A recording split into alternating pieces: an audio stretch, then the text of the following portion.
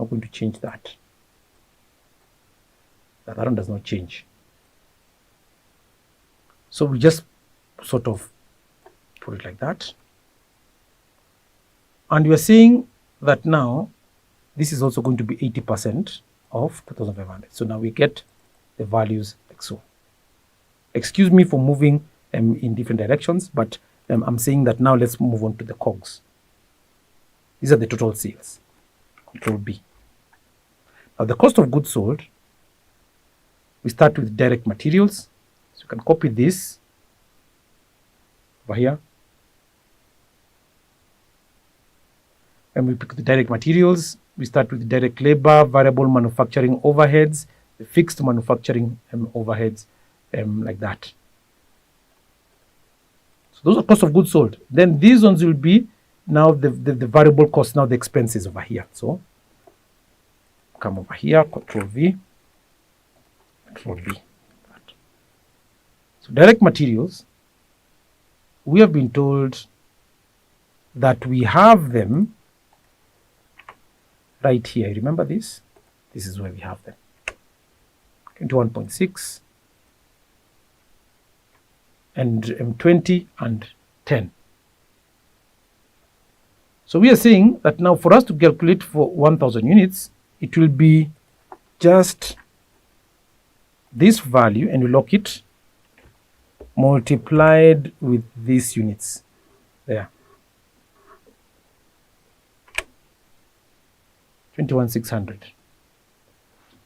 So we can just sort of, this one will be, of course, that value, and I lock it, multiplied by 1000 units. The variable manufacturing will be that one, multiplied by this 10,000. So just drag it across, it will all pick for all of them. Manufacturing overheads, right over here, we pick this value here, 75, because manufacturing overhead remains fixed. So it becomes, just lock it there, that value, just not change. And then we get the total cost of goods sold, total COGS, as sum, or we can just do articles 126,600 bold. Moving on, we get the gross profit. That one minus that. 68,900. That, and this one should not have been bolded. Shouldn't have. It's actually the gross profit should have been bolded.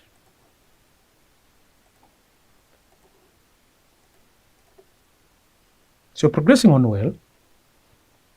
And we need then to now exclude the variable sales and admin.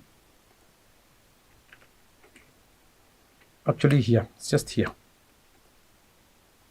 And then the fixed sales admin, yeah. Copy, just put it there like that. No border. So variable sales and admin, we have them given to us there. We have the rate given to us. Remember this rate that we calculated right above over here on 14.4, like that. And then we are saying we will pick that value and we lock it, multiplied by 1000, 14,400. That. Fixed sales and admin,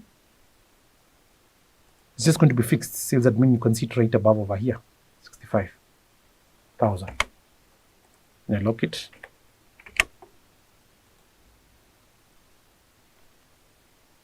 That. So total other expenses, we're saying the total other expenses will just be add these values here like that. alt equals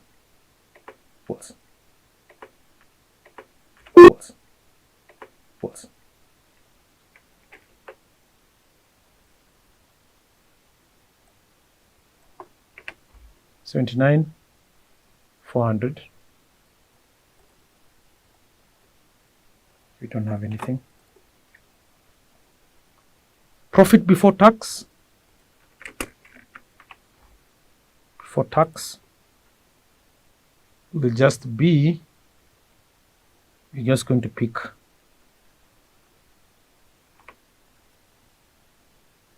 this value and we subtract this 79,400.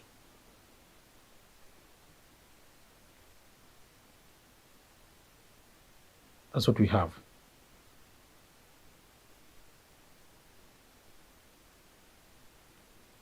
That's the profit before tax. Then here, just drag it like that across. Then we get the taxes. We shouldn't have removed this. Delete. Taxes. Taxes. Just those ones. It should be 68. Should be 68 minus 29. Yeah, that's okay, fine. Taxes, we've been told what have we been given here? Note number 5. Corporation tax is 30% payable on realized profit. So taxes here, we don't expect any taxes to take place over because we put a negative value here. And we're saying we want it in the accounting format. The accounting format should look like so. That taxes here 0, and here we're saying it's just going to be 30%. Let's just confirm 30%. Yes, 0.3 multiplied by profit before tax. That one.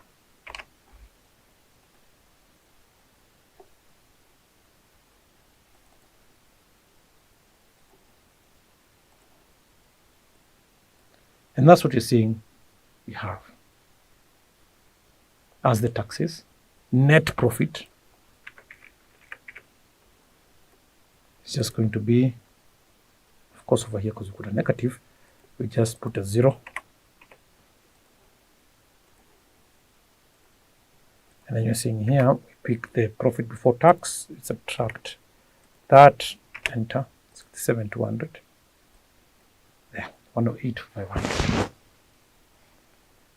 Having done that, you can now sort of put this as a total by putting double underline, and then we can bolden it, Control B, and now put the borders like so.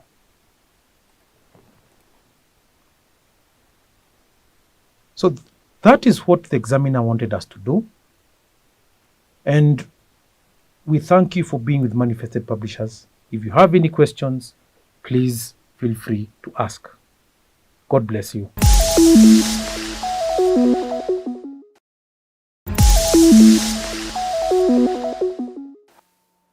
Welcome to Manifested e-learning platform. We are continuing with our block revision. That is December 2024. We have been able to tackle question 1, question 2, question 3, and question 5. We are now handling question 4. So we proceed with the question. There is A, but A has Roman 1 and 2. We proceed with Roman 1.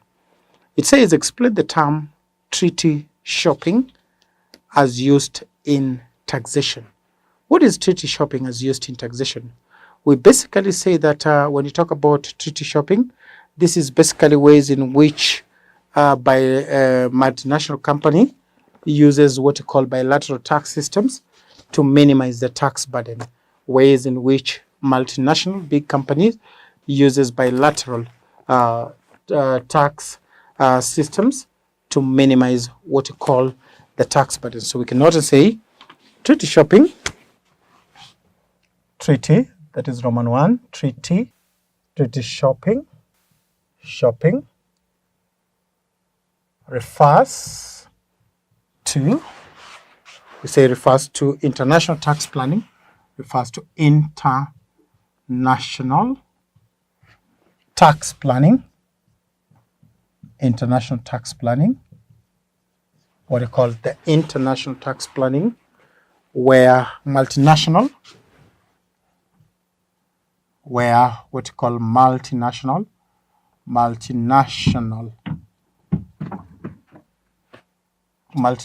companies, multinational companies or corporations, multinational companies to corporation uses bilateral, what you call bilateral tax,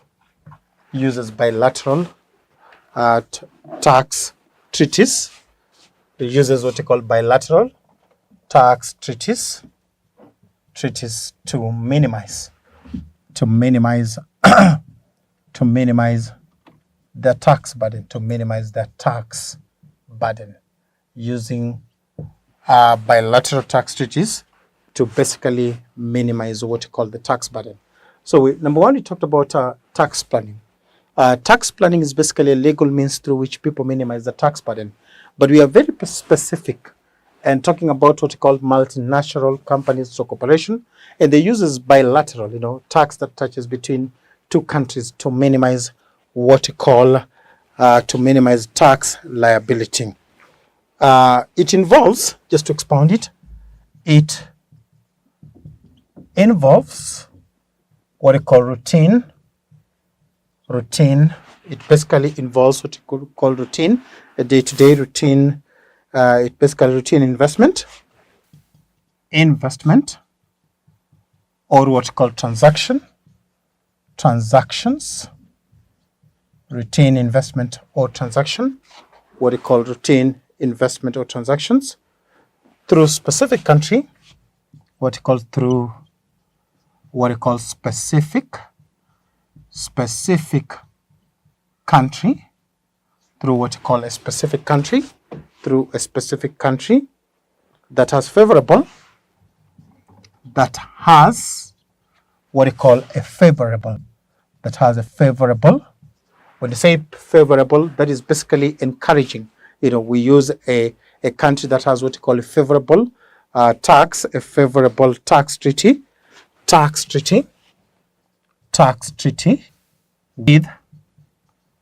with another, a favorable tax treaty basically with another country, with a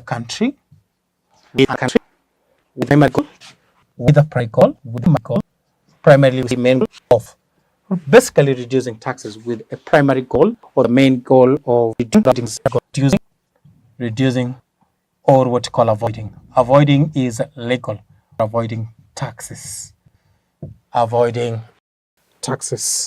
reducing or avoiding tax. And you said when you talk about avoiding taxes, the law basically allow tax avoidance. So the tax have the provision, but the law basically allow tax avoidance. So we go to Roman 2. The examiner tells us evaluate 3 obstacles that the government in your country could encounter when dealing with multinational engaging in teaching to undermine government to maximize. Evaluate 3 obstacles that the government can encounter dealing with multinational corporations engaging in treaty shopping to undermine government effort in maximizing tax regime to avoid government strategy of maximizing tax. We say that we talk about tax is a way in which multinational corporations can use tax avoidance schemes to minimize, and use a strategy to minimize tax. What changes the government basically encounter, in quest to maximize tax? Well, there's what called tax shopping. So one of it is what we call legal complexity. One of which call it complexity. When we talk about legal complexity, the basic complexity that is treaty shopping often involves complex legal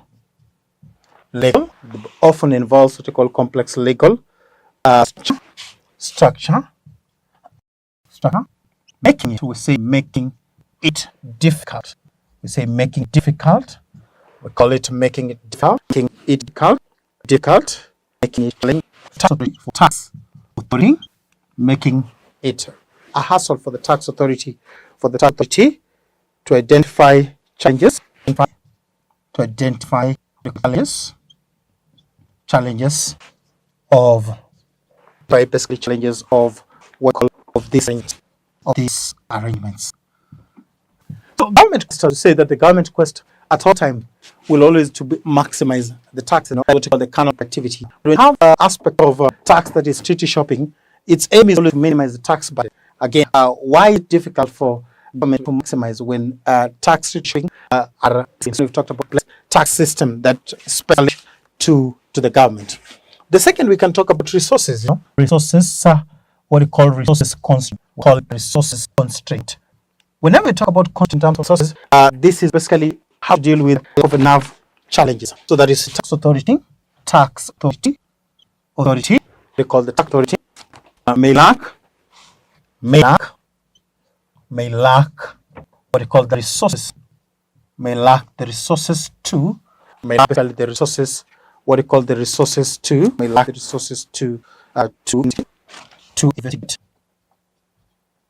investigate and what we call treaty shopping. They lack the resources basically to arbitrate what we call the treaty shopping. So that is the second challenge that the government face in the quest to maximize tax while we have treaty shopping in force. That is the second. So we move to the next. We say that political and diplomatic challenges. Political, what do you call it? We call it political and diplomatic challenges. We all understand that politics plays a crucial role in a government in terms of policies. So when we talk about political and diplomatic challenges, we're talking about addressing treaties, addressing what we call addressing treaty shopping, addressing treaty, what we call the treaty shopping, addressing issues to do with the treaty may require what we call negotiating. Addressing shopping may require negotiating, what we call negotiating tax treaties of adopting tax, what we call the tax treaty of adopting what we call domestic. Negotiating and may require negotiating a tax treaty of adopting what we call domestic, adopting new domestic legislation, of adopting new domestic legislation. So when you talk about issues of addressing, ways in which multinational company basically uses bilateral taxes, it may require what you call negotiating treaty domestic legislation. This could politically be sensitive. This could be, would you say politically sensitive. Could be politically sensitive. Maybe one or two more on top of what we have talked about, on top of what we've talked about, legal complexity, resources constraint, and political and diplomatic challenges. We can also talk about what we call lack of anti-abuse provision, lack of what we call anti-abuse provision. In this way, you have anti-abuse. You may use tax treaty shopping and take advantage of the missing. So, many tax treaties, we say many tax treaties, lack anti-abuse provision. And when they lack anti-abuse provision, people take advantage of this. And at the end of the day, the government will basically keep on losing taxes instead of maximizing anti-abuse provision to prevent lack of anti-abuse provision to prevent shopping a legal vacuum, legal vacuum. So may not maximize taxes. When this tax treaty, they will take advantage in a lot of income from governments. There's no anti-abuse provisions, then the government end up losing money in terms of such. This is basically how we tackle the question 4A, 1 and 2, which is the last part of question 4. That is, we so-called PLC account for value tax that is VAT purpose, buy and sell locally in foreign markets. The first instance where I start the books of company for the month of September 2024. That is the month of September 2024. So without September 2nd, purchase goods from local market for a figure of 1324. Your bid sorting goods from Japan with a land cost of 340, the land cost of 340, including import duty and value-added tax, and bid sort the input is a figure of 25%. So they're being sold the stock market for 180,000 next operate. They pay fee shilling 17,000 in control system. Next report is valued at 20,000 20,018 in trust